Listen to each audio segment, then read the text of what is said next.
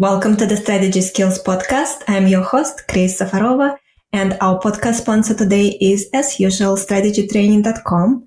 Today we have with us Michael Aaron Flicker, and Michael Aaron was a guest earlier this year, and I'm looking forward to dive deeper into discussing his work. And if you don't remember, he is a behavioral science strategist. Sounds amazing. Very, very interesting area to focus on in life. And he has built multiple Inc. 5000 recognized companies. Michael Aaron, welcome. Thank you so much for having me. Excited to be with you all today. So in your recent book, Hacking the Human Mind, you and your co-author covered a lot of critical things that leaders need to know about.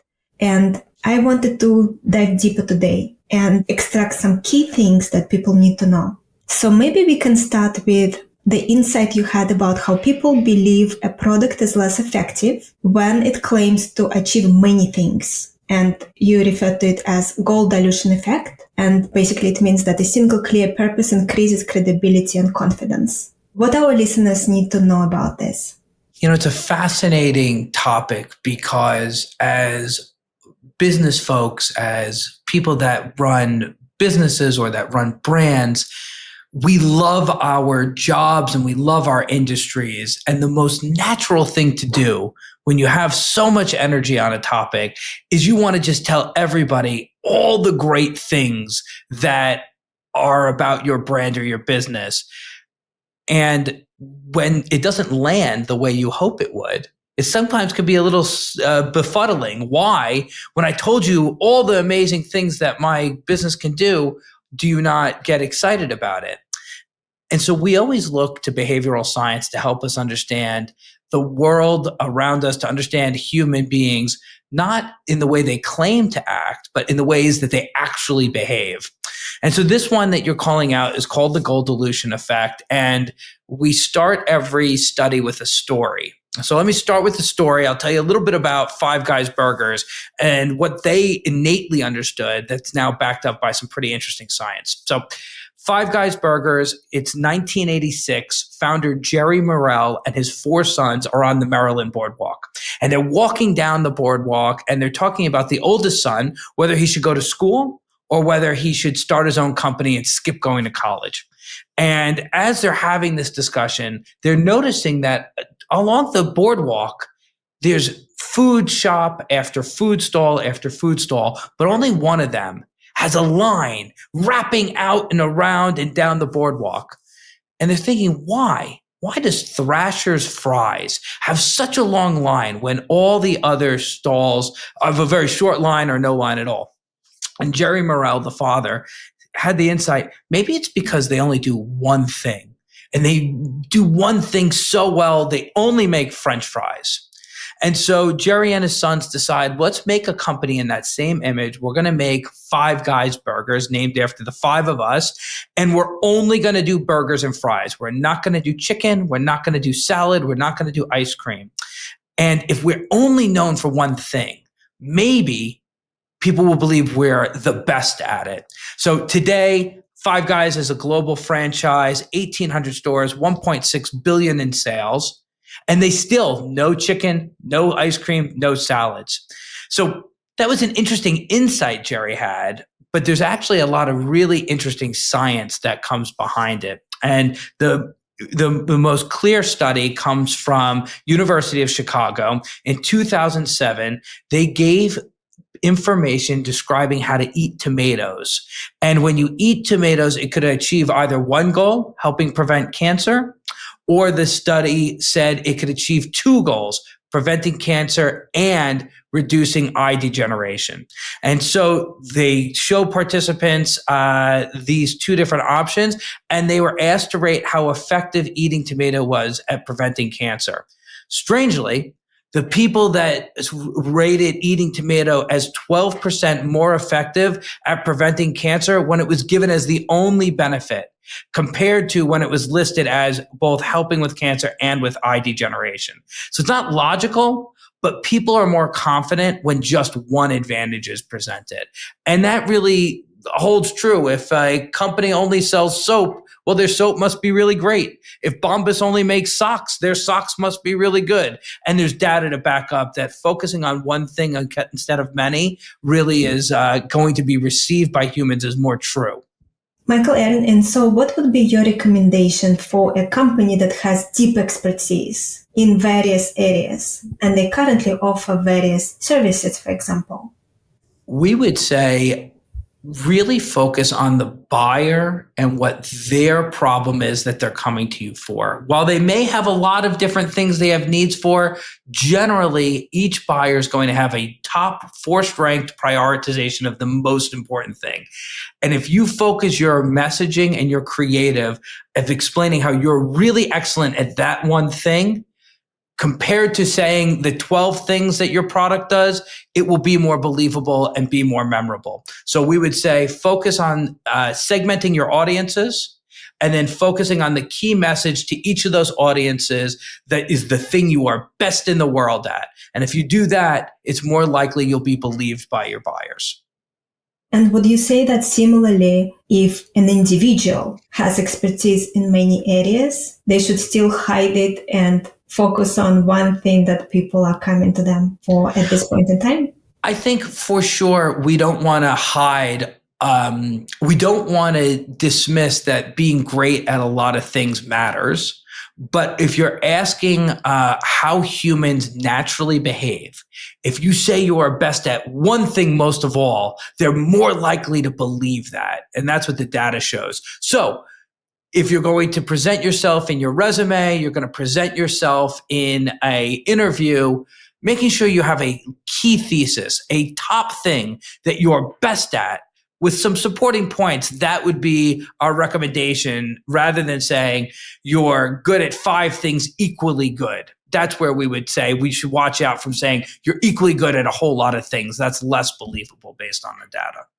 And when people applying this advice from this insight we now discussed, where do they struggle generally? Because it's counterintuitive. Because it just feels like adding and adding must be more effective.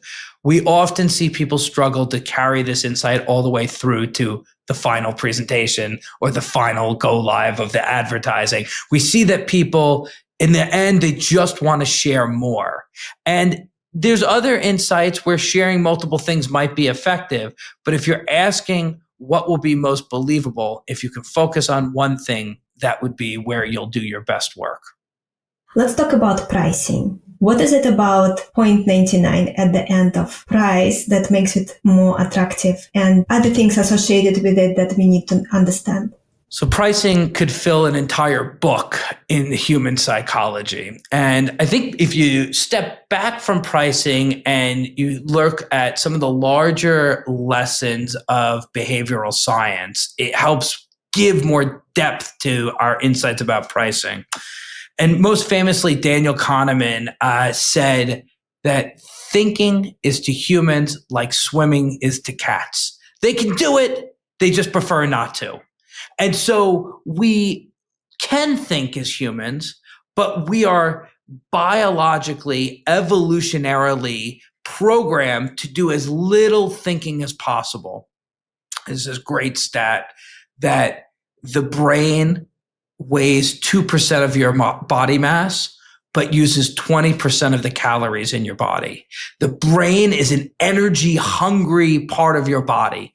And so evolutionarily, as we have developed over tens of thousands of years, hundreds of thousands of years, where we can make shortcuts, mental shortcuts, we are saving energy and we are literally becoming the survival of the fittest. So back to pricing.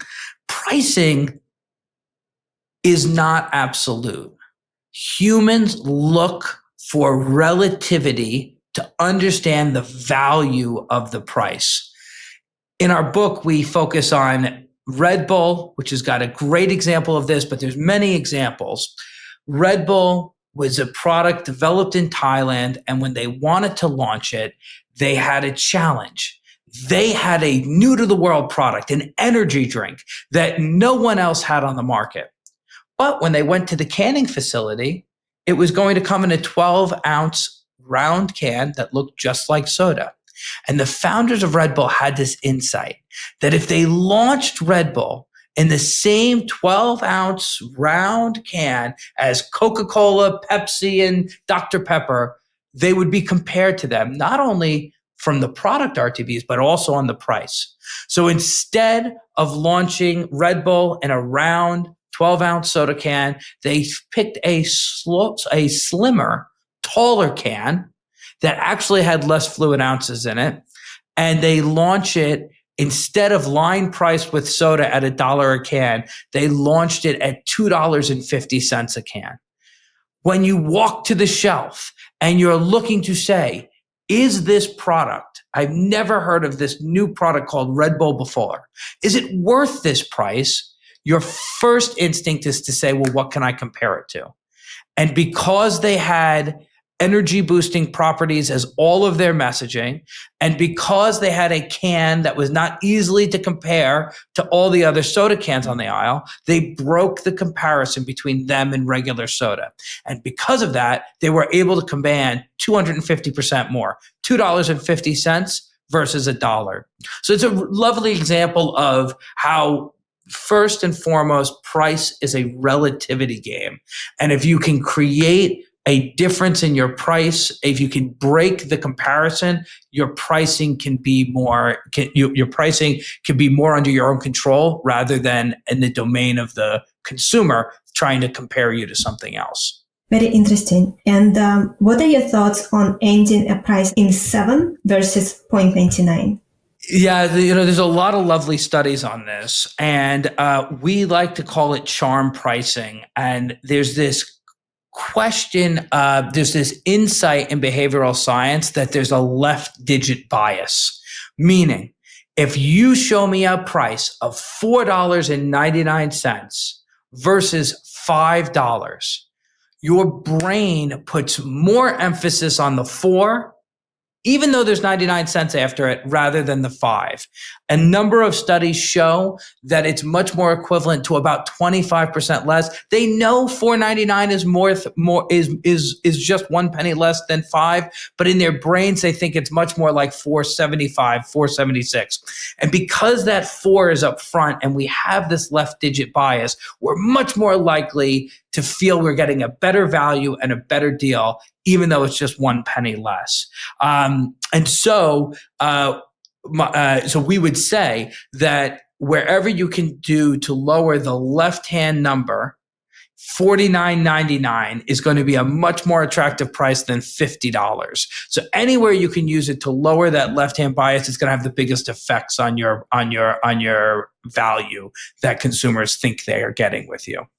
Michael, Aaron, and if the price, let's say, is 167 or 169 or 165, what do you think about those last digits?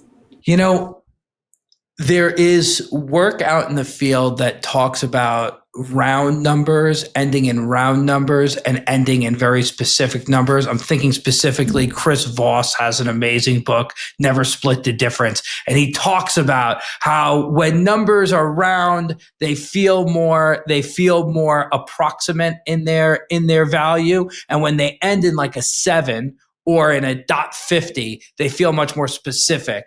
And when you get to opening bids, it's better for them to be round. And when they get to very specific numbers, they feel very like it's the best someone can do. So I would say, based on that theory from the book Never Split the Difference, the more odd the number, the 7 is going to feel like more like it's the lowest price that the retailer can offer. A more round or a more whole base number ending in 0, ending in 5 feels like a more of a starting bid.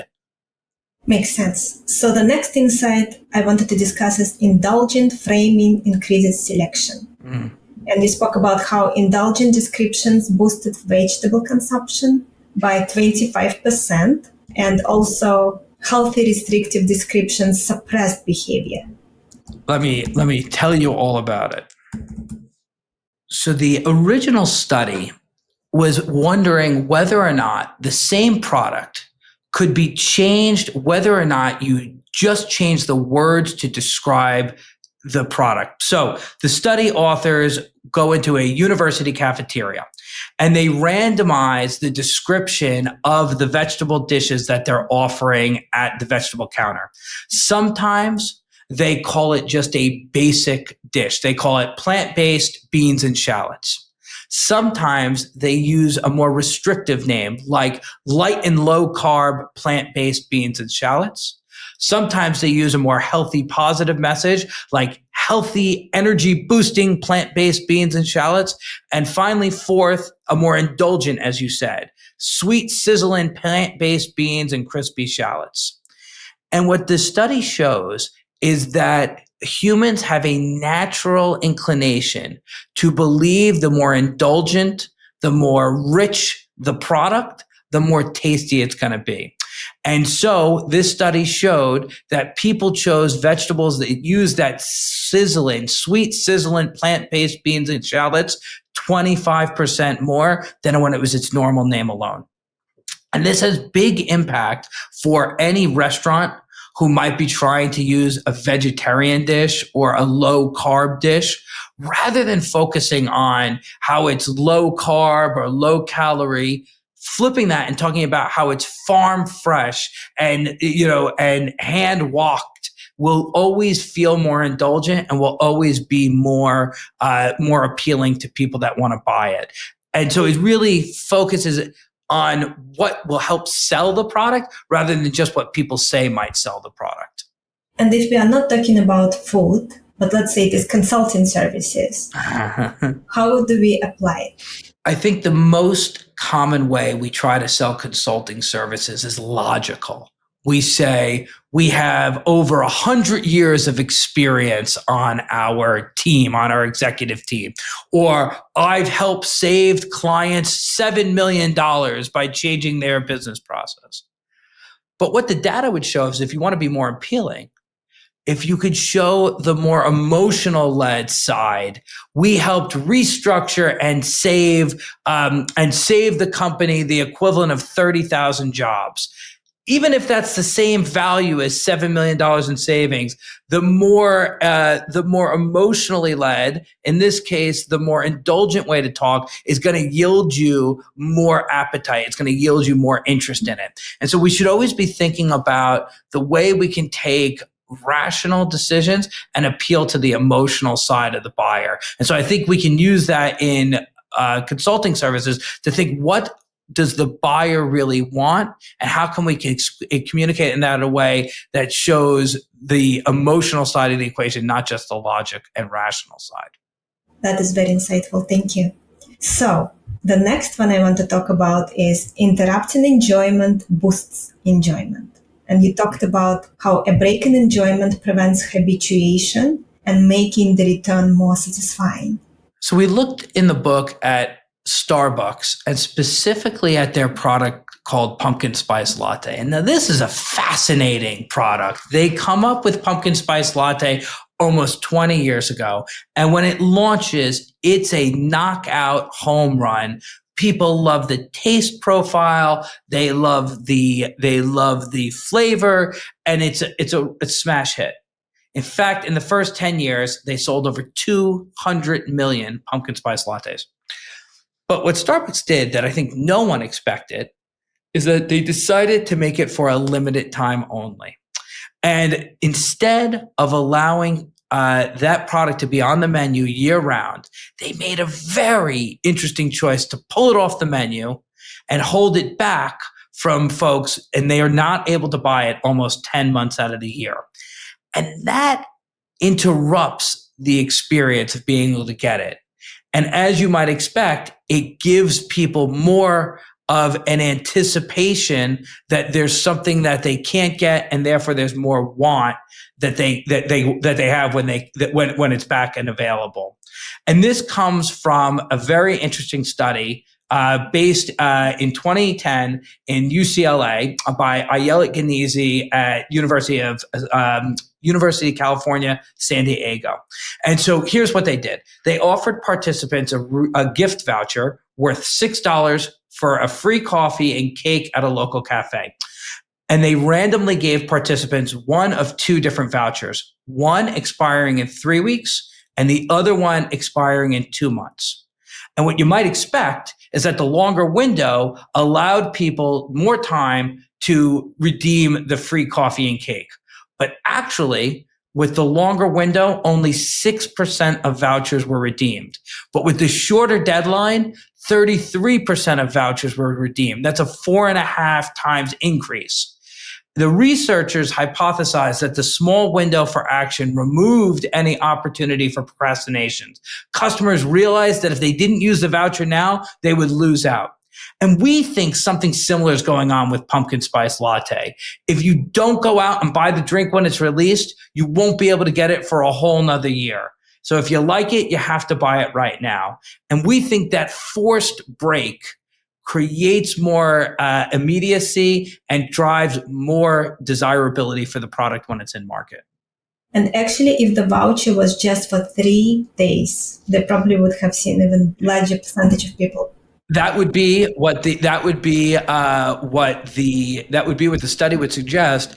And surely we see that. We're recording right after Black Friday, Cyber Monday. We see time scarcity used as a tactic to get people to buy on some of the biggest shopping holidays of the year. It's true that fear of missing out, what we call in behavioral science loss aversion, is very powerful and it's a big motivator. So I agree exactly with what you're saying. What should our listeners be careful about when they are implementing this into the business? Especially if you're in professional services, you have to be careful that it's still believable. When you're in manufacturing and you're in retail, it's believable that there's only so many t-shirts or pants, only so many sneakers at a certain size. And so when they run a flash sale, it's easy to understand that they're going to do it until the product's all gone. But when you're in professional services, why should this be a time offer? And in fact, when I've done my consulting with large B2B companies, they want to make these time-based offers, but I think the buyers very often suss out, well, if it's an offer on November 29th, it's probably still going to be an offer on December 2nd. And so we would argue that scarcity can still be applied, but you might want to not use time scarcity in professional services, especially when you're selling time, if that's your unit of value. Much better to think about, we only have 3 seats left in this class, and when they're filled, we can't take any more. Or we only have room for 2 more clients to onboard this quarter. If you'd like to be a part of it, you have to join now. Those are more believable metrics that would be a limiter to working with you. So I would say believability as the overarching idea, and then think about how to apply it to your industry and your space. Makes a lot of sense. The next one, I think, will be tricky for people to think about how to apply. For example, if you run a consulting firm or you work for a large one and you run a practice within it, nostalgia reduces price sensitivity. And you spoke about how when people feel nostalgic, social connectedness rises and the importance of money drops. This one is very interesting for our logical, rational people listening at home. They would say that classical economists would say you walk up and when you look at an offer, you weigh the pros and cons and then you make your decision. And what behavioral scientists would say is that's what we claim to do, but so often there's more at play. And this power of nostalgia is really a shocking example of it. So the study comes from 2014. La Salida is a professor of marketing and behavioral science at Grenoble School of Management.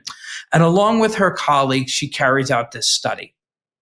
It's got 2 parts. Part number 1, they asked participants to look at one of 2 print ads. The first of the print ads was designed to elicit a general sense of nostalgia, encouraging readers to recall a specific memory from their own past. And the second talked about special moments that are yet to happen, something that's going to happen in the future. All right, that's part 1. So they do that experiment.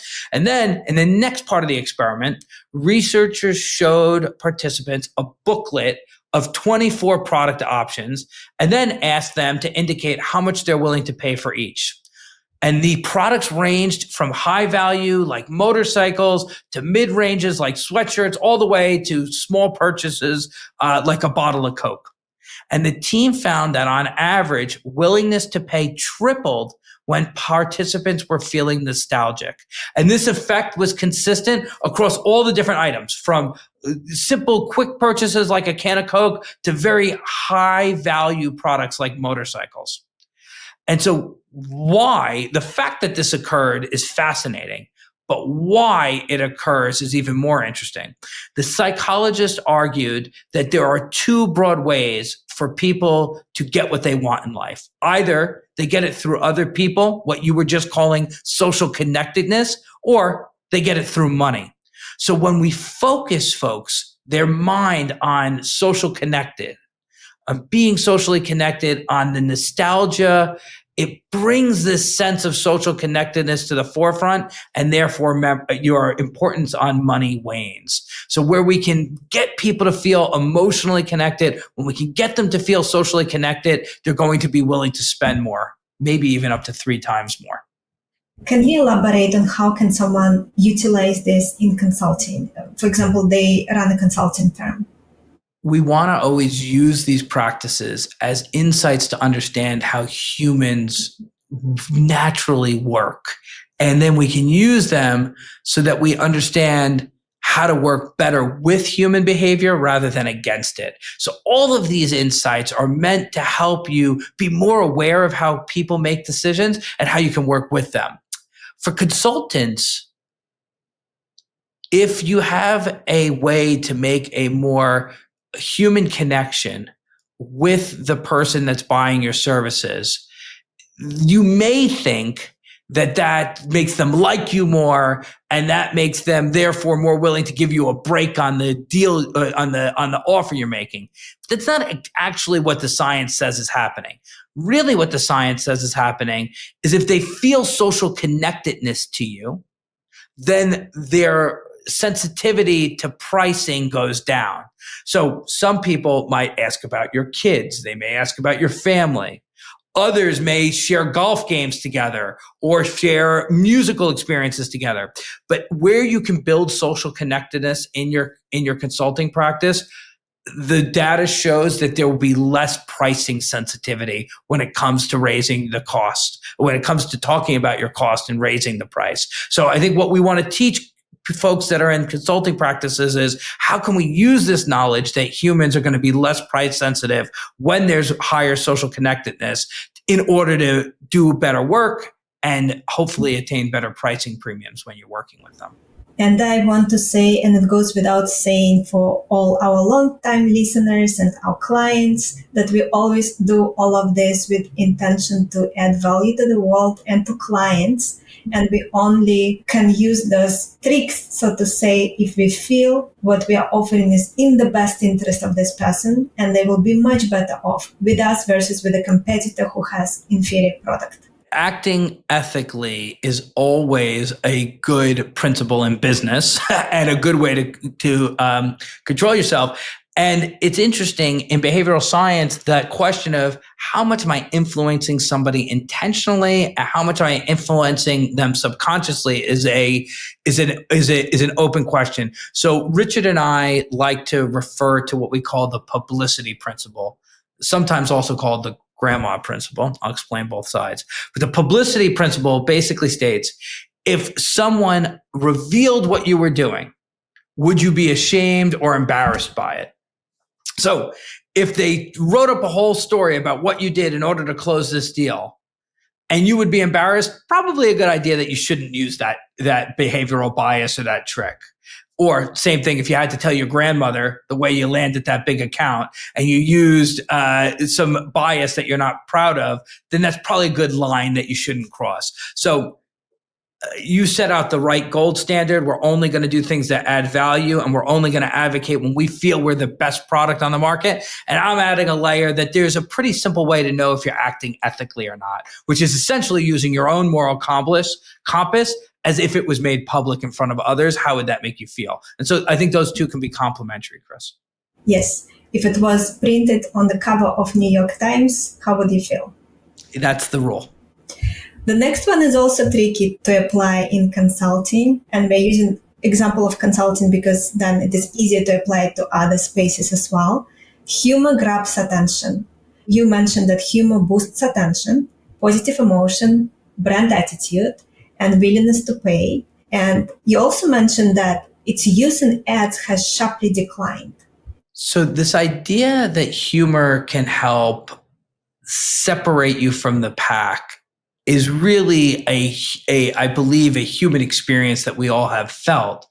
And I think one of the things that we as strategists, as folks that really care about the academics behind it, ask is, in what way does this work? So Leo Burnett, a famous ad man of the 20th century, once famously said, if you don't get noticed, you don't have anything. And so getting noticed, separating yourself from this crowd is something humor does very well, because humor is a proven way to grab attention.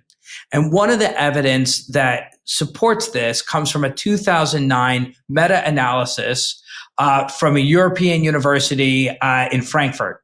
And there they reviewed 38 high-quality papers about the benefits of humors in ads published between 1960 and 2004. And what they uncovered were some really interesting, statistically significant findings. Attention, which has the strongest positive correlation among a host of other benefits, comes at the top of the list with humor. So when you use humor in ads in order, you get a higher attention towards your brand, a higher attitude towards the brand, lower negative emotion, higher positive emotions, higher purchase intent, and higher attitudes towards the brand. And so we want to use humor to separate ourselves. And ideally, the best humor is the humor that catches attention, separates you, and reinforces a value of your brand. Because humor that just makes you laugh, that has no connection to your consulting practice, to your brand, could be what we call the vampire effect. It can draw away the focus from what we really want people to focus on. So if you think about like a very famous brand, Snickers, they want people to choose their peanut-rich, protein-packed candy bar to meet the need when you're hungry. So they came up with the campaign, You're Not You When You're Hungry. They had Betty White of Golden Girls fame transform into a football player and get hit when she was not when she was hungry. And so they use humor to separate themselves from the pack. But that humor is all about how Snickers solves your hunger needs. So our recommendation is you want to use humor to grab attention. And the best humor to use is the ones that somehow support a brand claim that you have, somehow reinforce a brand promise that you make. So when your humor can do that, you're on the path to really having a successful formula. And can we think of an example that would be applicable for consultants? Let's see. It's an adjacent concept to humor for consultants, but in all my time in business consulting, there's a lot of effort and emphasis put on being perfect and presenting fully baked ideas based on scientific principles with all of the proper testing. And that's important, and you should do that. But if you want to be more likable by your clients, we have a principle called the pratfall effect that's really very interesting. And it shows that a small blunder can actually make you even more likable. So the study is done by Elliot Aronson in the 1960s, and he records someone answering questions to a quiz. And they're very, very good at answering the questions to the quiz. They get 93% of the questions right.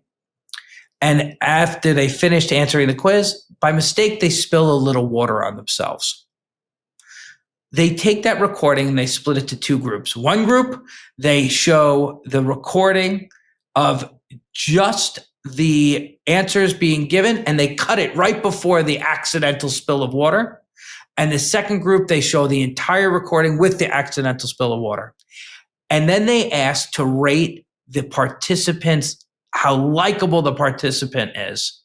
55% more likable when there's a small blunder, when they drop some water on themselves, when they make a little mistake. And what we learn by that is that a little bit of a blunder can make you a little bit more likable. But here's where this really gets interesting and gets powerful for us in business.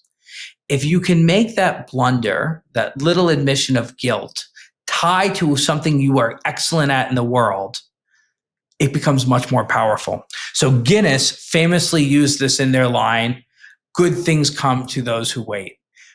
Guinness takes longer for the head of the stout to go down, so everybody knows that orders a Guinness at a bar that they've got to wait longer. They took that thing that everybody knew about Guinness and they turned it on its head and they said, well, that's because we're extra quality. Avis famously said, we're number 2, so we have to try harder, right? They took that they were number 2 to Hertz and they turned it into a positive that because they're number 2, they're going to try harder.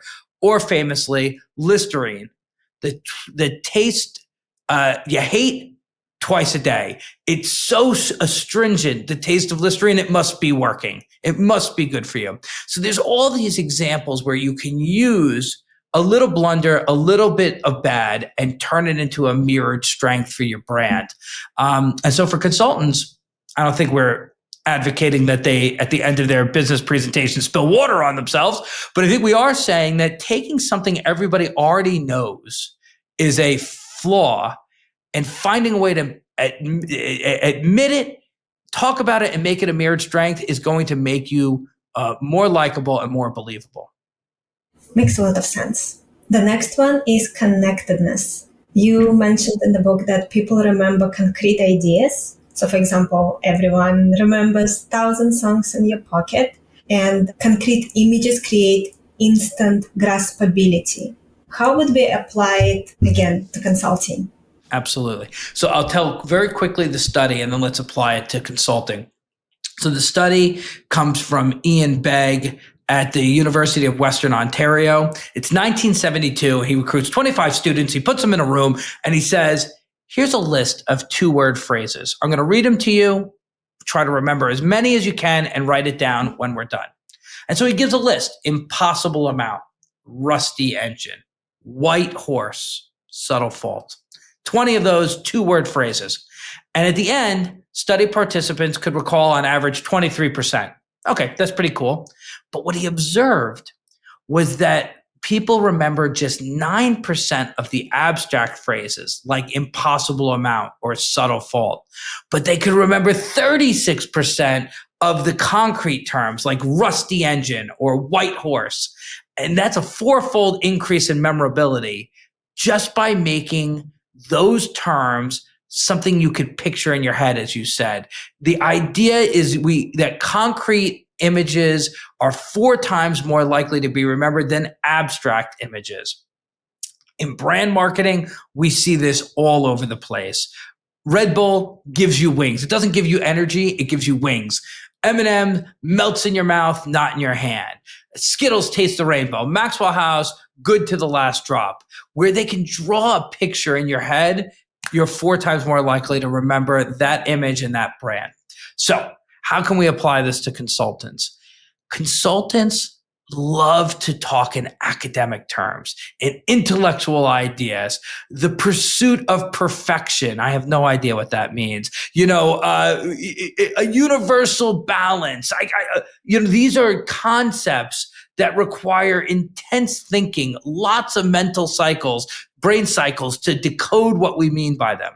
And our argument here is the simpler that we speak and the more concrete the ideas are, the much more easily they'll be able to be remembered and the much better they'll be for your clients to take with them. So where you can draw a picture in people's minds, where you can use words that are concrete pictures that people can remember, the more effective you will be in your presentations and the better your consulting will be received. In case you have it on top of your mind, do you have any examples of phrases like that for something closer to consulting? IBM ran a famous campaign for their cybersecurity products. Cybersecurity, really abstract. They really, we do firewalls, we do threat response. how can they make that concrete? And they came up with the campaign, Every Second Counts. So rather than talking about data breaches, rather than talking about malicious actors, they wanted everybody to focus on every second of downtime costs hundreds of thousands of dollars. And so they didn't use real stories of actual incidents where they told stories of people that were hacked and how it was solved to take this abstract idea of cyber risk and make it visceral and real. So they got authenticity and social proof because there's people doing it, but they also made it concrete by talking about how every second counts. It's something you can imagine, a clock ticking, and really seeing how every second counts in a threat response. That's one that comes to mind. Amazing. Thank you so much. So we just have a few minutes left. I want to ask you, out of all the ones you have in the book, and I think we may even discussed it last time, but maybe your opinion changed since then. Maybe what are the 2, 3 that you believe are the most powerful? Let's say for consulting firm to keep in mind. Yeah. One that really struck me in the writing of the book, doing all the research for the book, is we often say colloquially, every word matters. But there's some science behind this that to me really has left a lasting impact. So the story comes from the late 1970s. There's an American fish importer named Lee Lance, and he's trying to convince restaurants all across America to take in this new dish that he has discovered, and no one will take in this fish that he knows is perfect for the American palate. And he comes up with this insight that, you know what, maybe the problem's not the taste of the fish. Maybe the problem's the name of the fish. Patagonian toothfish was its name. And he says, I'm going to rename it Chilean sea bass. And when he renames it Chilean sea bass, it immediately becomes a smashing hit, a 30-fold increase in consumption of Chilean sea bass during the 1990s alone. And it's really a masterclass in thinking about how the words we use may have unintended consequences. And the fish industry, funny enough, has lots of these examples. If you say dolphin fish, my American ears hears flipper, everybody's favorite dolphin. Rebranded as mahi mahi, now I think it would be great in tacos. Mud bug linguine sounds not appetizing at all, but rebranded as crawfish, and now it sounds delicious, crawfish linguine. So there's really this question of what is the unintended consequences of the words that we use, and how can we make sure we choose the words that make the biggest impact? And if that feels a little abstract, I'll just share one study on this first one that I think will really make a difference for everybody. So the study is 1974. It's Elizabeth Loftus and John Palmer at the University of Washington. And they have this insight that one word can make a big difference. So here's what they do. They show a clip of a car crash. And it's those car crash where you see the car hurtling towards the wall. It hits the wall. The airbag goes up. And the challenge for those watching the clip is, how fast was the car moving when the accident occurred? But the twist in the experiment is that they asked the question slightly different to each group. Sometimes they asked, how fast was the car moving when it smashed the wall? How fast was it going when it collided, bumped, hit, or contacted the wall? When they used the word smash, they thought vehicles were traveling at 40.5 miles per hour, versus though when they used the word contacted, the guess was only 31.8%. So 31.8 miles per hour. That's a 27% difference in the speed they're estimating by just changing the verb they used to describe hitting the wall. So words matter a lot, and they have a outsized impact on the way people perceive their world and their options. So how do we apply that to consultants and to people that are in knowledge-based work? We know the words we're choosing because of all of our schooling, all of our industrial experience, and how we want to describe it just perfectly. But often our buyers are light users of our industry, are somewhat knowledgeable about the topic. We may be choosing words that leave a totally different impression on them than what we intended. So really thinking about how the words could be received. I would say that's number one most interesting thing that I took away from writing the book. I probably have one second one if you'd be interested. Definitely. There's a concept in behavioral science called the illusion of effort. And James Dyson famously wrote that there was 5,127 prototypes that he did of the Dyson DC-01 vacuum before he made it perfect, before he was ready to launch it. And that specificity of that number has an unusual effect on us humans. It's so specific, it reads as more believable. And so this illusion of specificity, this narrowing of how much effort went into this product makes us feel more open to the idea that it's working. And while this is kind of interesting to hear, there's really some interesting science behind it. And it comes from a study done at University of Illinois Urbana-Champaign in 2004. They recruit 138 participants and split them into two groups. Both groups were given a poem to read called Order by Michael von Welgen. One group were told that it took the poet 4 hours to write the poem. The second group was told that it took the poet 18 hours to write the poem. And next, the participants rated the poem on a scale of 1 to 11. 1, I hated it. 11, I loved it. And then they were asked to estimate how much money they thought the poem would earn when it was sold to a poetry magazine. So 2 questions.